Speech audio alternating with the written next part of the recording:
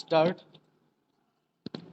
माननीय महोदय, इस सदन के 10 सदस्यों ने जिस महत्वपूर्ण प्रश्न को, जिस करुणाजनक प्रश्न को इस सदन में उठाया, उसके बारे में मैं निवेदन करना चाहता हूं कि यह 10-12 सदस्यों की चिंता का विषय नहीं है। मेरे ख्याल से यह पूरे राष्ट्र की चिंता का विषय है।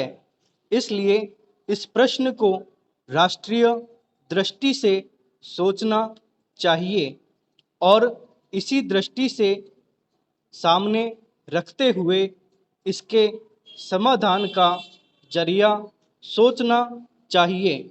मैंने इस प्रश्न को इसलिए राष्ट्रीय प्रश्न कहने की हिम्मत की है कि जिन लोगों को बसाने की, जिन लोगों की तकलीफ़ों को यहाँ चर्चा की गई है, उनमें ज़्यादातर वे लोग हैं जिन्होंने हमारे राष्ट्र की सुरक्षा, हमारे राष्ट्र के गौरव को बचाने में अपनी जान की बाजी लगाकर हमारी सेनाओं की सहायता की है।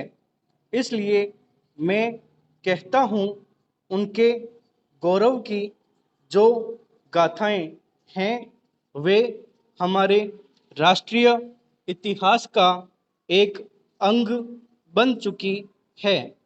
ऐसी हालत में अगर समय रहते हम उनकी सहायता नहीं करते, उनकी समस्याओं का समाधान नहीं करते, तो हमारा जो इतिहास है वह हमको कभी माफ़ नहीं कर सकेगा।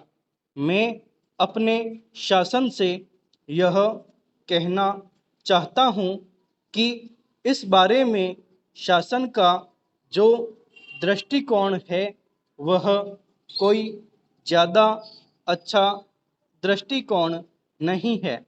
मैं कहना चाहता हूँ कि ये ऐसे लोग हैं जिन्होंने राष्ट्र की प्रतिष्ठा के लिए इस देश की सहायता की है।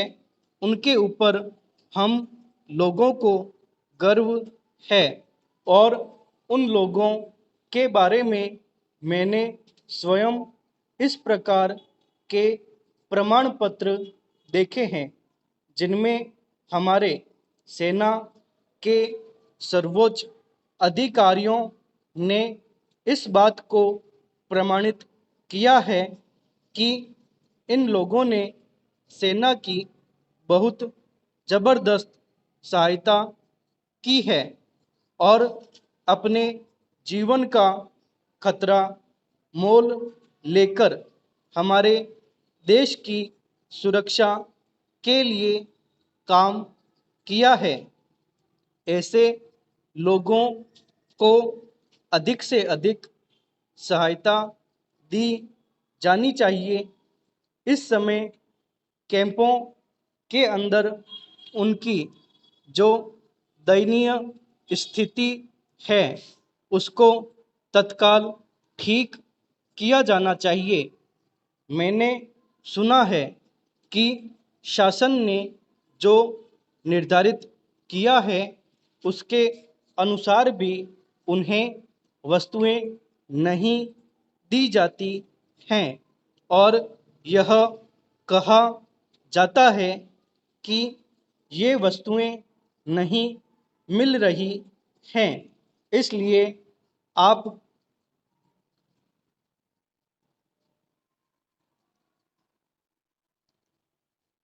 पैसे ले लीजिए।